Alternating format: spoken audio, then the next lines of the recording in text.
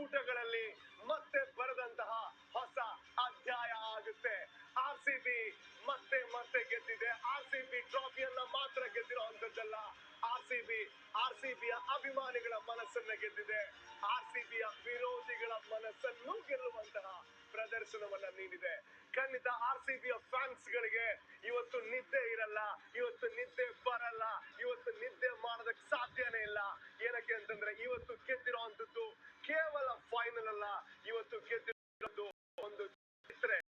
ಹಾಗೆ ಈ ಇತಿಹಾಸವನ್ನ RCB fans ಅಲ್ಲ, ಖಂಡಿತವಾಗ್ಲೂ ನೆನಪಿನಲ್ಲಿರ್ತಾರೆ.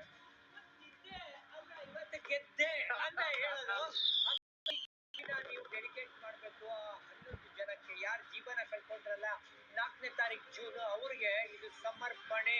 ಇದನ್ನ ಡೆಡಿಕೇಟ್ ಮಾಡಬೇಕು RCB.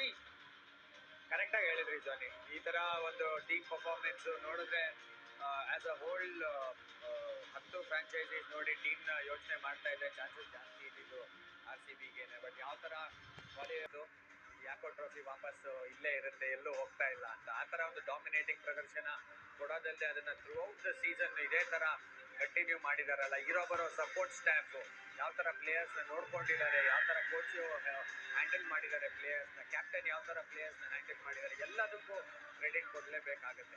ಈ ವಿಕ್ಟ್ರಿ ಬ್ರ್ಯಾಂಡ್ ಬೆಂಗಳೂರಿನ ನೆಕ್ಸ್ಟ್ ಲೆವೆಲ್ ಅಂದ್ರೆ RCB ಅಂದ್ರೆ ಬೆಂಗಳೂರು ಅಂದ್ರೆ RCB ಅಂತ ಇತ್ತಲ್ಲ, ಇವಾಗ ಇದು ಚಾಂಪಿಯನ್ಸ್ ಬೆಂಗಳೂರು ಅಥವಾ ಹೋಮ್ ಆಫ್ ಚಾಂಪಿಯನ್ಸ್